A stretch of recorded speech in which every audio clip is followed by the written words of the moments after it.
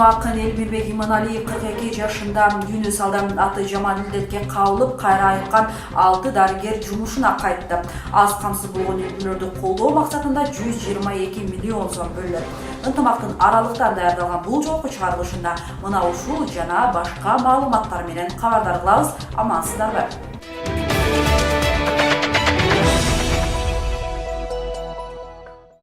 Кыргыз маданияты орду толгус чоң жоготууга учурады. Кыргыз Республикасынын эл артисти Актаңдай Төкмө акын, манасчы, обончу, дастанчы актер Иманалиев Элмирбек 42 жаш курагында мезгилсиз дүйнөдөн кайтты. Маалыматка ылайык, ал көп жылдан бери кан диабетинен жабыркап жүргөн. Оорудан улам 20 апрель күнү ооруканада көз жумган. Чыган акын Элмирбек Иманалиев 1978 жылы 17 январда Токтогул районунун Өзгөрүш айылында туулган. 13-14 жашынан баштап колуна комуз алып, чоң айтыштарга катыша баштаган. Ал бир нече республикалык жана эл аралык айтыштардын жеңүүчүсү, калк жактырып уккан бир нече огондордун автору. Айтыш коомдук фондусунда көптөгөн жаш акындарга устаттык кылган Элмирбек Иманалиев 2016 жылы Кыргыз Республикасынын эл артисти наамын алган. Төкмө акындын сөөгү эртең аларча көрүстөнүнө коюлат.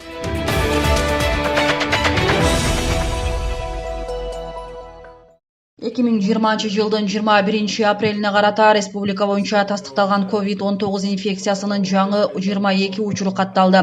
Бул тууралуу өкмөттө өткөн брифингде саламаттык сактоо министринин орун басары Нурболот Үсөнбаев билдирди. Аймактар боюнча алсак, Бишкек шаарында 8, Ош облусунда 3, Ош шаарында 6, ал эми Нарын облусунда 5 жаран. Жалпы вирус жуктургандардын саны 590го жетти. Алардын 216сы айыкса, 7 адам каза тапкан.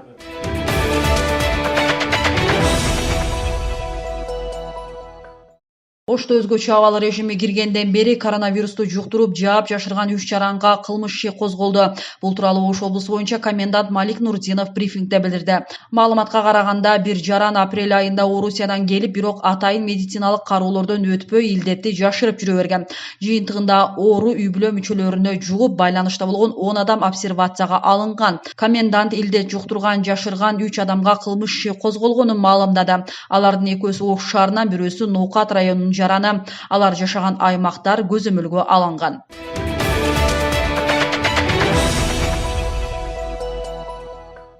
Кыргызстанда коронавирустан айыккан 6 дарыгер кайра кызматына киришти. Бул тууралуу саламаттык сактоо министринин орун басары Нурболот Үсөнбаев билдирди. Анын айтымында, жалпысынан бүгүнкү күнгө карата вирус 147 медицина кызматкерине жукту. Алар 42 дарыгер, 61 орто персонал, 24 кенже персонал, 20 башка жумушчулар. Алардын 13 айыгып чыкты. Айыккандардан 6 врачтар.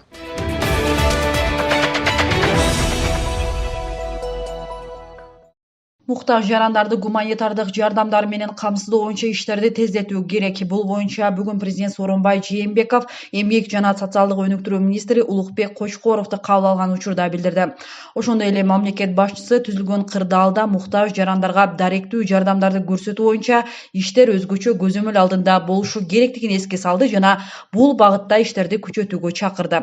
Жана дагы түзүлгөн кырдаалда көбүрөөк жардамга муктаж ден соолугунун мүмкүнчүлүгү чектелген жана улгайган жарандарды социалдык жактан коргоону талаптагыдай камсыз кылууга көңүл бурду.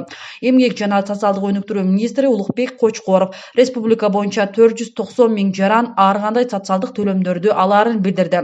Бүгүнкү күндө бардык суммалар каржыланган, төлөмдөр боюнча карыздар жок. Мындан сырткары келип түшкөн кайрылууларга ылайык тизме түзүлүп, андан ары жергиликтүү бийлик органдарына тиешелүү жардамдарды көрсөтүүгө жиберилип жаткандыгын кошумчалады.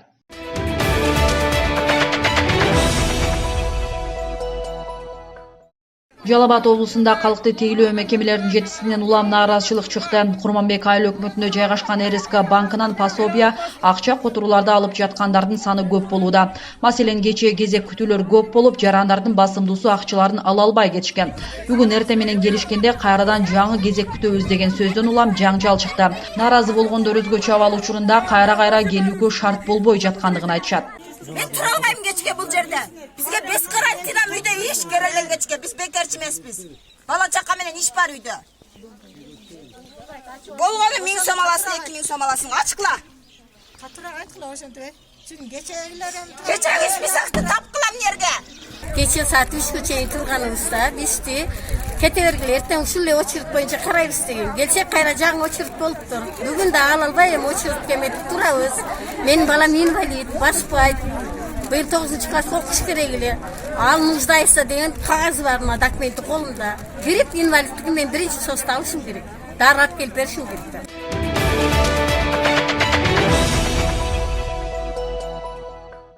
Kurmanbek Ayыл өкмөтүнүн башчысы болсо элдердин банкка кезек күтүүсүн көзөмөлдөп тартипти сактаганга аракет кылып жатабыз деп маалымдады. РСК банкынын адистери бул аймакта калкты тейлеп жатканына 5 күн болгон. Себеби өзгөчө абал учурунда жарандар пособия, акча которууларды алып жүргөн башка банктар ишин убактылуу токтотушту. РСКга бүгүн кошумча дагы адистер келтирилип, абал жөнгө салынып жатканын Айыл өкмөт башчысы кошумчалайт. Болгону пособия алуу процесси созулуп, ар бир адамга 15 мүнөттөй убакыт коротулуп жаткандыгы айтылды. Себеби бул банктар бизде очередь болгон себеби бизде Курмак Айыл өкмөтү, Каралма Айыл өкмөтү, Көк Ат Айыл өкмөтүнүн жарандары ушул жерден пособияларын жана переводдорун алып атат.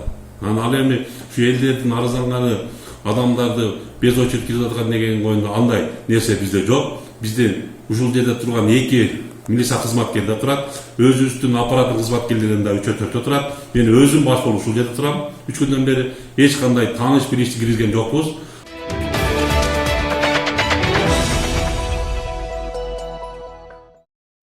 Кырдаалга карабастан үй бүлөлүк зордук зомбулукка кабылгандарга кризистик борборлор жардам берип жатышат. Кайрылган жарандарга психологиялык жардам көрсөтүлүп, ошондой эле кеп кеңеш айтканга гана мүмкүнчүлүк бар. Ош облустук комендантурасынын маалыматы боюнча, өзгөчө абал учурунда үй бүлөлүк зордук зомбулукка кабылгандардын жана кылмыштуулуктун саны кыскарган. Мындай шартта психологдор кандай негизде иштеп жатышат? Мимоза Жаныбек кызы кененирээк айтып берет. Бул видео башка өлкөдө тартылган. Кыргызстанда да бул оңдуу видеолор ачыкка чыкпаганы менен зомбулукка кабылып, кризистик борборлорго чалуулар жүздөп саналат. Коронавируска байланыштуу жарандары үйүндө отурган өлкөлөрдө үй бүлөлүк зомбулук күчөдө. Бул тууралуу Бириккен Улуттар уюму да коңгуроо кылып, зомбулукту токтотууга чакырууда. Ош облусунда да зомбулукка кабылгандар ачыкка чыкпаганы менен купуя кайрылгандар көп. Бул учурда комендатура аларга түшүндүрүү иштерин жүргүзүүдө. Чындыгында айтканда баягы эрди катын урушат, казания кагышат дегендей эле кайра жарашып жумуш кылып атат. Бирок былтыркыга салыштырмалуу Ош областында кескин 14 учурга азайган үй бүлөлүк зордук. Тескерисинче, баягы үйдө отуруп алып уруш болуп атабы, бири-бирин баягы көптөн көрүшө электер, бири-бирин мындай сөзгө алып үйдө мындай уруш жаңжал болуп атабы деген суроону биз ар дайым участковыйларга, жерлерде айыл жетекчилерине дагы биз кайрылып атабыз, бирок андай учурлар аз. Үй бүлөлүк зомбулукка аялдарга алып келсе, бул жолу аялдарынан зомбулук көргөн эркектер да бар. Бирок былтыркы жылга салыштырмалуу 14кө аз. Ошонун үчүн ичинде айрым мындай аял кишилер күйөөлөрүнө кол көтөрүп койгон учурлар бар. 7 учур экен. Агайын урушуп кеткендер бар. Кайнене менен келин урушуп кеткен бар. Бул эми бул пандемияга чейин деле, COVID-19га чейин деле болуп келген окуялар. Кайра жарашышат буюрса, бүтү бул иш козголду деген маселе эмес. Бул бизге факты констатация кылабыз и ошол бузуулар кодексинин негизинде биз чара көрөбүз. Мен айтайын дегеним, кылмыштуулук кескин төмөндөдү. Жол унаа кырсыктары кескин төмөндөдү. Эми көрүп турганда автоунаа азайды, жарандар үйлөрүндө. Ош шаарындагы Ак жүрөк кризистик борборуна күн сайын жүздөгөн жарандардан чалуулар келет. Алардын көпчүлүгү физикалык жактан катуу жабыр тарткандар. Ал тургай өз өмүрүнө кол салууга даяр болгондор да жок эмес. Зордук зомбулук болуп атат. Эми бул мурдакка салыштырмалуу көп деп да айта албайм, аз деп да айта албайм, бирок негизинен өтө катуу физикалык зордук зомбулуктар болуп аткандыгы. Анан аялдардын өздөрүнүн ден соолугуна, өздөрүнүн өмүрүнө кол салганга даяр болуп отурган звоноктор келип түшүп атат бизге. Ошон үчүн мен айтат элем, ушул убактылуу бирге жашоо учурунда аялдарды ошо сабырга, каниетке, бир чыдамкайлыкка чакырып кетет элем. Психологдордун айтымында өзгөчө абал учурундагы зомбулуктар жумушсуздуктун айынан да болууда. Аларга психологиялык көнүгүүлөр боюнча кеңештер берилип жатат. Вот ушул маселелер боюнча. Анан психологический эмоциональный консультация. Көбүндө үйдө отуруп көнбөгөн эркектерибиз бар. Үйдө отуруп көнбөгөндөр, талаага чыгып же строительство же башка бир бизнесте болгон эркектер үйдө отуруп алып, башка жумуш жок, өзүнө канча керек эместердикен эркектер дагы ошентип үйүндө аялдарынан мени зордук көрүп атат, эмне жатасың деп, эми жатпайын десе шаарда эмне кылмак эле. Ошентип ошондой да эркектер да кайрылып атат магачы. Ал эми ажырашууларга көз чаптырсак, ушул жылдын 2 айында эле 1000ден ашык үй бүлө ажырашууга арыз берген. 2020 жылдын январь-февраль айларында республикада 1786 түгөй ажырашууга арыз берген. Мындай маалыматты Улуттук статистика комитети билдирди. Аймактардагы көрсөткүч: Бишкек шаары 353, Ош облусу 315, Чүй облусу 290, Жалал Абад облусу 279, Ысык Көл облусу 154, Баткен облусу 128, Нарын облусу 99, Талас облусу 85, Ош шаары 83. Кандай учур, кандай кырдаал болбосун, адистер адам өзүн башкара билүүгө, жокчулуктун кесепетинен ар кандай жолго барбоону айтышат. Жакшы ойлорду ойлоп, сабырдуулук менен акыл калчап кадам таштоо өкүндүрбөстүгүн эскертишет. Мимоза Жаныбек кызы, Бек Султанабиев, Ынтымак.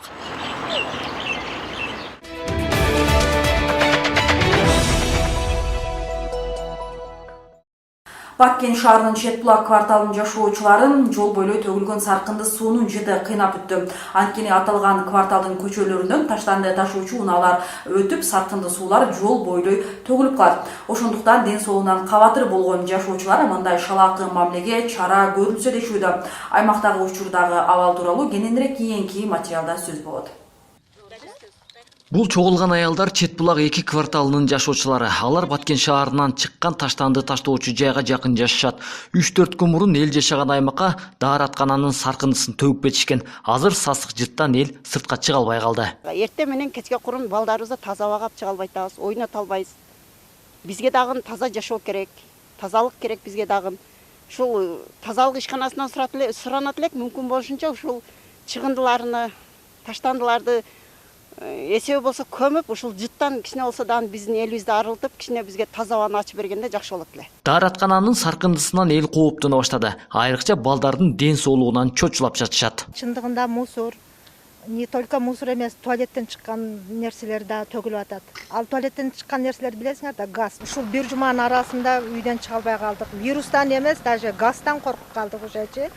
Чем вируска караганда газ тез отравление кылат. Бул эме медицина жактан деле бул ачык эле сөз да.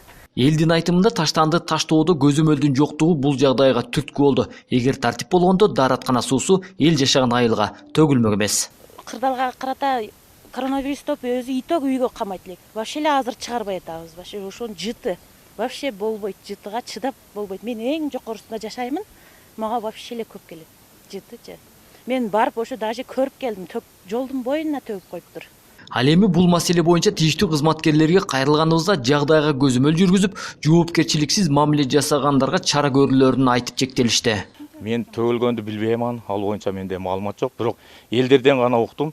Кээ бир частный ишканалар өздөрүнүн жаман ошондой сыркынды мусорларını ошол жака баягындай испес эмес техникаларга салып алып барып ташагандарын уктум. Мен бал боюнча дагы тиешелүү жерге маалыматты бергем. Эгер ошол биздин машина ошол жака чыгып, кандайдыр бир биздин өзүбүздүн көрсөткөн жерге төкпөй, туура эмес жактарга баягындай төкпөй турган жерлерге төгө турган болсо, ошол жаман сыркынды сууларды мен бүгүнкү күндөн баштап эле ошол машинанын немесин айдоосун жумуштан кетирем. Бул боюнча мен түздөн-түз эгер факт боло турган болсо, мен түздөн-түз чара көрөм. Авазбек Айтиев, Жыргал Абдыжалил уулу, Ынтымак, Баткен.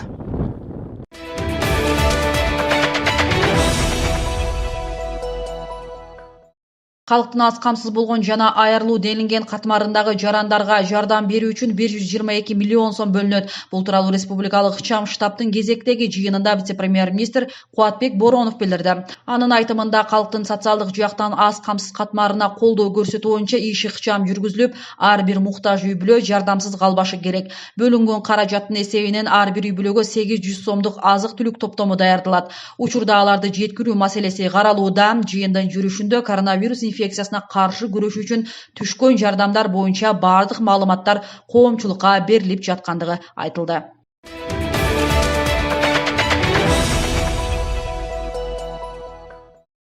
Азык-түлүккө сатуучулар каалагандай баа коюп жатышат. Мындай сөз менен Талас облусунун эли нааразы болуп чыкты. Ошондуктан монополияга каршы жөнгө салуу кызматы облустагы соода борборлорун кыдырып, бааны көзөмөлдөп жатышат. Себеби өкмөт азык-түлүктүн 11 түрүнө бааны көтөрбөө боюнча шектөө койгон болчу. Учурда продукцияларга нарыктар кандай негизде коюлууда? Кененирээк жообу кийинки материалда. Эл көп соода кылган жайлардын саппашында алтын казык борбору. Бул жерде биринчи сорттогу 50 килограмм un 1700 сомдон сатылууда. Сатуучулар азыркы кырдаалда баалардын көтөрүлбөгөндүгүн билдиришет. Бирок жарандар продукциялар кээде эски баа менен калып, кассага барганда жаңы баа чыгып калганын айтышууда. Бизге товар келген моментте ошо элге чыгарыш үчүн аракет кылып атабыз да. Чтоб жок болуп калбасын деп чыгарган кээде случай болуп калат, ошондо баасы алмашпай калып атат да убактылуу. Ал бизде күнөө болуп калат да. Программа 1С да. Ошону элдер көп түшүнбөй калып атат да. Бирок ал биз аракет кылабыз, буюрсачы. Андайлар жалап түшүп атат, бирок чара көрүп атабыз аларга да. Чектөөлөр боюнча баалар туп-тура монополия коюп берген баада сатып атабыз. Болгондо элдер баа көптөн бери май кезине келбегендер мурунку бааны элестетишип алат да. Мурунку баадан кымбаттап кеттир депчи. Ошондой трамез информация кетип калат. Ошо менен элдер баа өзүнчө сөз кылып атат да, көтөрүп салды депчи. Сатуучулар коюлган баалардын жасалма эместигин аныктап берүү үчүн айрым азык-түлүктөрдү кассага барып тактап берип жатышты. Сабиздин килограммы бизде 25 сом. Биз бааны кармап сатып атабыз, элдин кызыкчылыгын ойлоп. Картошка 30 сом. Азыр дыйкандын өзүнүн колунда 30 сом экен. Биз супермаркетте 30 сомдон сатып атабыз. Мындан тышкары Талас шаарындагы un саткан соода түйүндөр текшерилди. Маселен, дүкөндөрдүн биринде биринчи сорттогу ундардын баалары 1700 сомдон экендигин сатуучулар айтышат. Бирок мында нарх жазылып көрсөтүлгөн эмес. Ал эми экинчисинде болсо жогорку сорттогу ундун мүшөгү 1850 сомдон сатылууда. Яшардын унун сатабыз. Биринчи сорт 1600төн. Ошол баа менен эле турат, эч кандай өзгөрүү болгон жок. Высший сорттор бар 1850дөн, а биринчи сорт 1600 боюнча эле түшкөн жок. Эми көтөрүлгөн жок да. Бир стабилдүү бир баада эле турат. Ошол баа мурда эле ошондой эле карантинге. Карантинге чейин эле ошондой болчу. Ошол эле баа менен турат да, эч кандай көтөрүлгөн жок. Бул эме буудай Казакстандан алынат, болгондо производство Бишкек, Яшардан байытылып, обогащенный болуп чыгат да. Витаминдүү un да. Витаминдер менен. Эскерте кетсек, жогорку сорттогу ундун баасына чектөө коюлбаган. Анткени ага суроо талап аз дешет монополияга каршы кызматтан. Деген менен 1700 сомдон ашпасын деген талаптарды коюп жаткандыктарын айтышты. Жогорку сорт унга мисалы үчүн баа коюлган эмес. Себеп дегенде бул социалдык маанилүү товарлардын тизмегине кирбейт. Андыктан көпчүлүк учурларда ошол баягы биринчи сорт, экинчи сорттун айырмасын да билбестен келип ошол жогорку сортторду көпчүлүк учурда ушундай жогорулап кетти деп ушундай сын пикирлер менен коштогон учурлар бар да. Ишкерлерге дагы биздин жүргүзгөн түшүндүрүү иштерибиздин негизинде шыр мыйзамга баш ийип келип иштеп бергендер бар. Ал эми ушул бир кичинекей акчага кызыгып, мен ушундай айтар элем да, ушу баягы кара ниет атаандаштыкты ушундай бир кыйын абалдан туйтунуп, ушундай жасалма жол менен бааны көтөрүп, ошодон көбүрөөк акча таба алайлы деген дагы тилекке каршы жарандар жок эмес. Бул күнү монополияга каршы жөнгө салуу агенттиги ундан башка май, кум шекер, күрүч жана картошканын баасына дагы мониторинг жасады. Бул жерде картошканын үрөнү килограммы 23 сомдон 30 сомго чейин сатылууда. Картошканын көбү Ысык көл облусунан ташылып келинет. Эми бираз кымбаттап чоңдор айтканга байланыштуу кичине түшүрүп коюшуп атыр. Анан өйдө болгондо чоңдор раз контролдоп атыр, ошондон улам түшүрүп коюшуп атыр. Кайрын тургунубуз өзүңүз? Мен өзүм үчөмчек айылынан. Айылдагы дүкөндөрдөн соода кыласыздар негизиненчи? Ооба, кылабыз. Ал жердеги баалар кандай? Айыр бир эле туруктуу эле азыр. Анткени бираз бияктан сөз айтылса керек, туруктуу эле. Өкмөт un, май, кум шекер сыяктуу 11 азык-түлүктүн баасына чектөө киргизген. Көрсөткүчтөн жогору саткандар аныкталса, мыйзам чегинде жоопко тартылат. Нуржамал Баргыбаева, Бексултан Абиев, Ынтымак, Талас.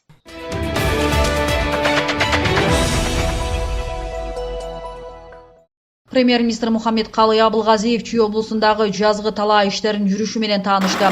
Өкмөт башчы дыйкандарда күнүкчү, майлоочу май, үрөн, жабдуу техникаларды сатып алууда оорчулуктар болбошу керектигин айтып, жаралган көйгөйлөр республикалык штабтын ишин алкагында ыкчам тартипте чечилиши керектигин билдирди. Өлкө азык-түлүктүн ири көлөмү менен өзүн өзү камсыздашы керектиги бардыгыбыз үчүн айкын болуп калды. Айыл чарбасына мамиле жасоону өзгөртүүгө убакыт келди. Айрыкча бул импорттун ордун алмаштыруу саясатына тийиштүү. Бул биздин ишибиздеги башкы артыкчылыктардын бири болуп калуусу шарт. Өлкөдөгү абалга карабастан дыйкандар жана фермерлер үчүн тоскоолдуктар болбошу керек. Жазгы талаа иштерин жогорку деңгээлде жүргүзүү абзел, деди Мухаммед Калый Абылгазиев.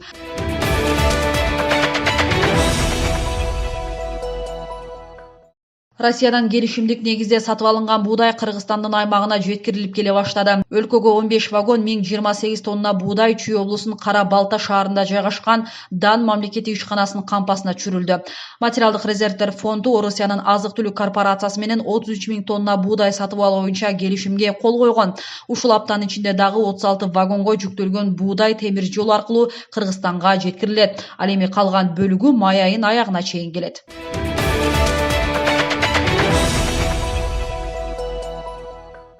Кыргызстандын тоолуу аймактарында дистанциялык билим берүү өз нугунда жүрүп жатат. Маселен, Оштун Чоңалай районундагы окуучуларга онлайн сабак берүү үзгүлтүккө учураган жок. Мектеп окуучулары алгач теле сабактарды көрүшүп, андан соң мугалимдери менен WhatsApp, Zoom тармактары аркылуу сабактарды талдап, тереңирээк билим алышууда. Мугалимдер буга чейин үйдөн онлайн окутуу боюнча атайын окуудан өткөн. Мындан сырткары өздөрү да кошумча сабактарды берип жатышат. Белгилей кетсек, Чоңалай тоолуу аймак экендигине карабастан интернеттен көйгөй жок. Район боюнча жалпы 17 мектеп бар. Вакытты кандай өтөбүз деп кыжалат болуп ушентип аттык.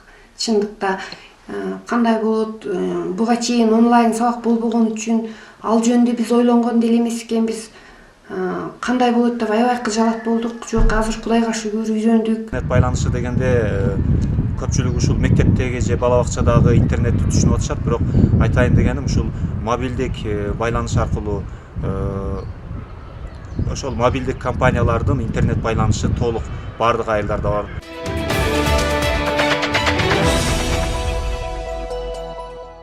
Сиздерге үлгүрүп даярдалган жаңылыктар топтому мына ушулардан болду. Сиздер ушул эле маалыматтарды Ынтымак KG сайтынан окуп таанышсаңыздар болот. Ошондой эле Ынтымактын YouTube каналынан дагы ушул жана башка маалыматтарды көрсөңүздөр болот. Алдыда эртеңки күнгө болгон аба ырайы тууралуу маалымат бар. Ал эми мен Нуржамал Баркыбаева, сиздер менен коштошом. Аман болуңуздар.